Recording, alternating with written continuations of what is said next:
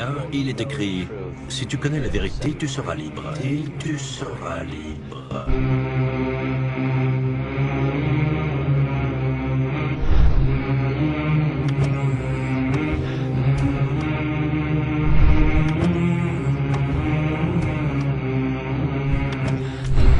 So we've got to stop doing the two suicidal things, which are hanging on to our nuclear weapons, and global and then after that we've got to stabilize the population. Stabilize the population. When I was born, there were so what's wrong with the population? I mean, with too many people.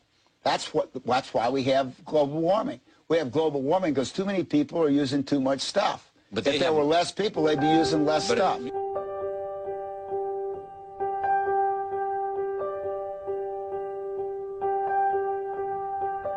The recent UN meeting in Cairo is appropriately focused on one of these key issues, population growth. But the controversies which have erupted at the conference illustrate the problem of coming to grips with issues that are deeply divisive and which have a profound moral dimension. The United Nations can and should play an essential role in helping the world find a satisfactory way of stabilizing world population,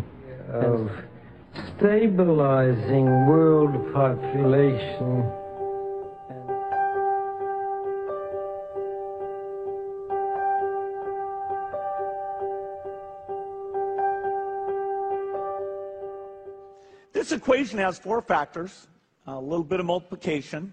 So you've got a thing on the left, CO2, that you want to get to zero, and that's going to be based on the number of people, the services each person's using on average, the energy on average for each service, and the CO2 being put out per unit of energy.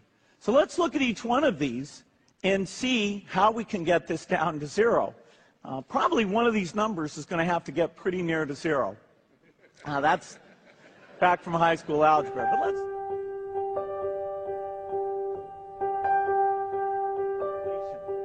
the world today has 6.8 billion people. That's headed up to about 9 billion. Now, if we do a really great job on new vaccines, health care, reproductive health services, we could lower that by perhaps 10 or 15%. But there we see an increase of about 1.3. New vaccines, health care, reproductive health services, we could lower that by perhaps 10 or 15%.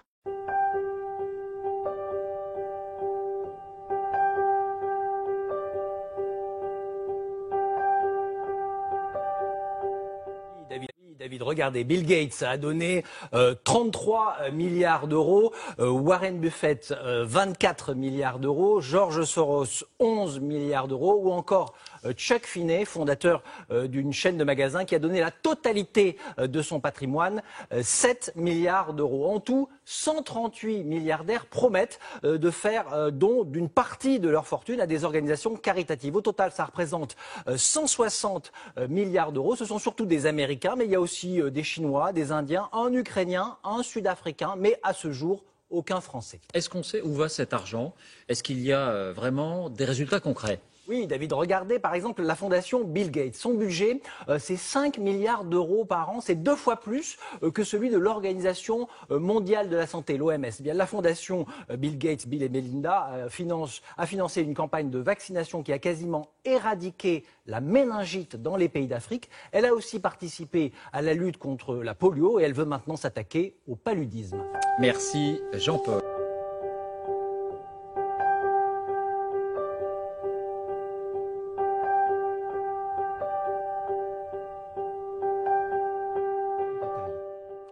Dans le comté de l'État américain de Géorgie se trouve un monument de granit gigantesque avec d'étranges messages codés.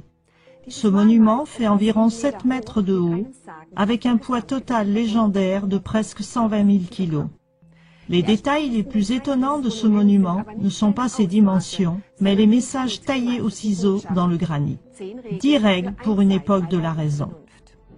Ces directives parlent d'un nouvel ordre mondial qui inclut entre autres une énorme réduction de la population mondiale, un seul gouvernement mondial et la justification d'une nouvelle forme de spiritualité. La dépopulation, la planification familiale et l'eugénisme. Le premier commandement est particulièrement choquant car il stipule essentiellement que 13 personnes sur 14 sur cette terre ne devraient pas exister. Cette exigence signifie que l'ensemble de la population devrait disparaître, excepté un petit reste qui correspond à peu près à la population de l'Amérique du Nord ou à la moitié de la population de l'Afrique. Si on considère que la population mondiale actuelle est d'environ 7 milliards, alors les bâtisseurs secrets considèrent que 92,5% des individus vivants actuellement sont totalement superflus.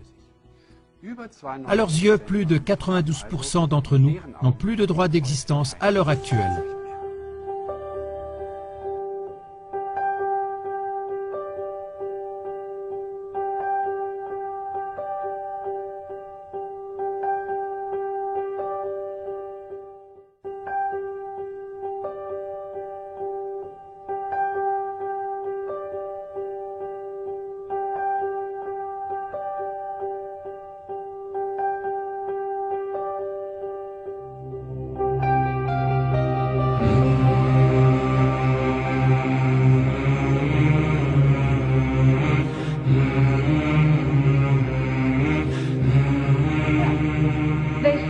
In 1962, we're going to work toward total global implementation of Codex Alimentarius on December 31st, 2009.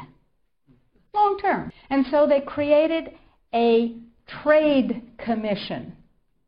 That's a very important pair of words, a trade commission called the Codex Alimentarius Commission. It is not a public health commission. It is not a consumer protection commission. It is a trade.